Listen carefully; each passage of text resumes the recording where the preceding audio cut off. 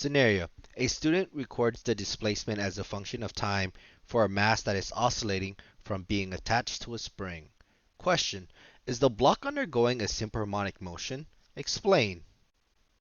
Answer: here I drew out the first complete wave. The block here is undergoing a simple harmonic motion because the block traces out a standing sine wave.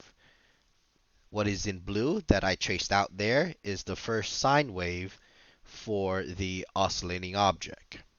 Question: what is the frequency of this oscillation? Answer: the frequency is defined about how many complete cycles of a wave is in 1 second. So on the x-axis, we see that expands to 1 second.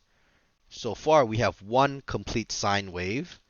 There's another one that makes 2, 3, 4, and 5 complete sine waves. So here we would say that there are 5 complete sine waves in that 1 second. The frequency is defined by 5 hertz because there are 5 complete sine waves in that 1 second interval. The next question is asking what is the period of the oscillation?